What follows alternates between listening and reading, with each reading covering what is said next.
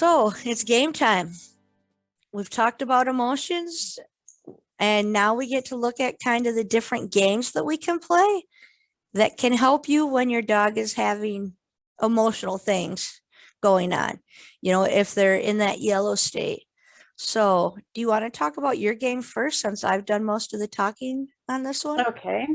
So my game is the distraction marker. And what you're trying to, what the objective of this is, if I can talk, the objective is to teach the dog a marker that it's a noise that you make that means look at me, pay attention, you're distracted by something else and you need to focus on me.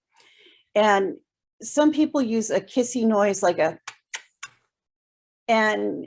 but I generally don't, because my dog's a service dog and I don't want people kissing at my dog. They already do that enough. I don't want my dog responding to that. So I don't use that particular one. I guess I can make the noise I use because he's got a treat by his nose. I generally will make a noise. It's kind of like a type noise. And the purpose of doing that is so that he goes, oh, mom made a noise. Maybe I better look at mom, and get his focus back on me.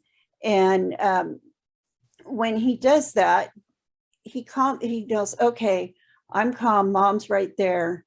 I don't need to worry about that bird or that squirrel over there. I need to be concerned about what mom is doing. It's a really good game to play. So it is a really detailed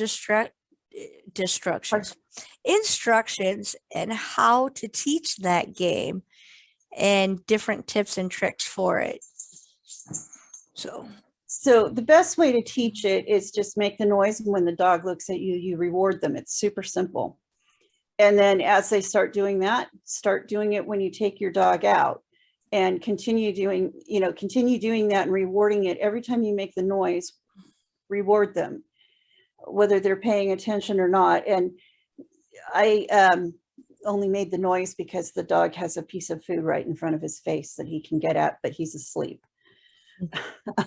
Right. That's one of those, when you're using a specific noise like that, you don't want to make it without a reinforcement of some type. Nope. Because then it becomes less effective. It becomes significantly less effective, but I've used it in so many situations where it just pulls him right back to me. Oh, I've got to pay attention to you. And it's really simple. It's basically make the noise and treat the dog, and when they look at you. Right. And it doesn't have to be a treat. You can play a game too, but reward the dog that they want. Well, I guess by treat, I mean reward, because you're still giving them something that they want. Right. So it's just a really helpful thing to have. And it's a good thing to start with young puppies. If you have a young puppy that you're starting on, or the day you get your dog, it's a very good thing to start, because you want to reinforce that as much as you possibly can, so that your dog will have a very strong distraction marker. So that, if you're out and and people are distracting your dog, you can do something about it, and you don't have to leave it at them. Right.